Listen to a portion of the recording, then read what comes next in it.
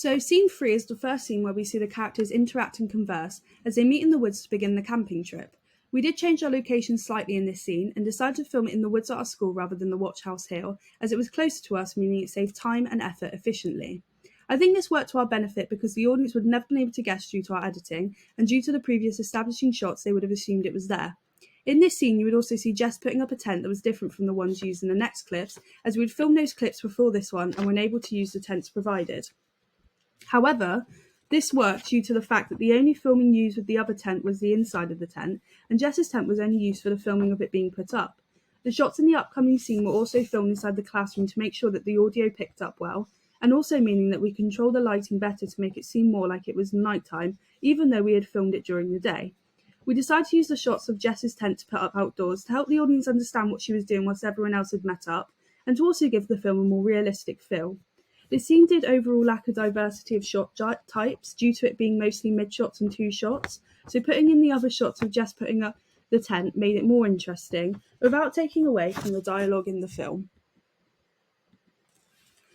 So, scene 4 was probably one of the quickest scenes to film. Harry made the input and overall decision to add stock videos before and after this scene of the moon and then a few clouds, to resemble the jump cut from the previous scene that was meant to be in the day, to the next scene which was set in the night. We unfortunately had a member of the team absent, so we then had to film her clips in a different tent on a separate day, and then edit them together to create a continuous look to the conversation. Because we had used a green tent in the last scene, it meant that the final product didn't necessarily seem as flawless as it could have been, due to the rest of the cast being filmed in a blue tent. However, I still think it worked regardless of the differences.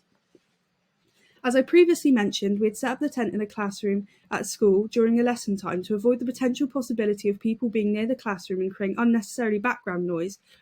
whilst we were filming. We ensured that this didn't happen, as it would have ruined the effect of them being alone in the woods. Although we did have a slight problem, as we did not realise that you could hear the school bell in the background of one of the clips until we were in the midst of editing. If we were to redo this scene, I would ensure that I properly checked the time whilst filming to ensure that I could track when the school bell rang to completely minimise the chance of it happening again. This scene also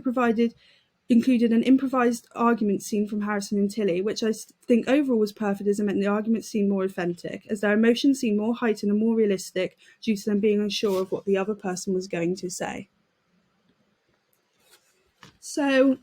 this scene was the first scene we filmed, which ultimately I think made it the best, as we were excited to start production and utilise our skills to the best ability possible. Everyone was highly enthusiastic and positively impacted on how well the filming went, due to us getting a wide range of shots, angles and perspectives, as well as this scene having the overall best lighting. We managed to stick to our production schedule well, meaning we had filmed everything needed that day, with enough time to discuss and brief the acting and the type of emotions we wanted to come across.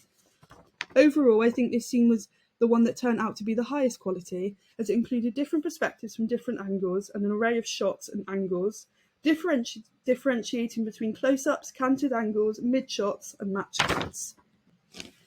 Originally, we had filmed part of this scene, but did not finish it due to overrunning one of the scenes we were also filming that day. We still factored in time to finish it in another filming session, however we unfortunately had a member of the team absent that day,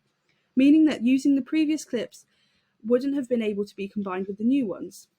This meant we decided to scrap this scene and redo it entirely. I think this still worked to be effective, as we still portrayed the shock and still had the cliffhanger we had originally planned. Overall, it did not affect how the story progressed, and actually meant that we could gain a better understanding of the remaining characters' thought processes.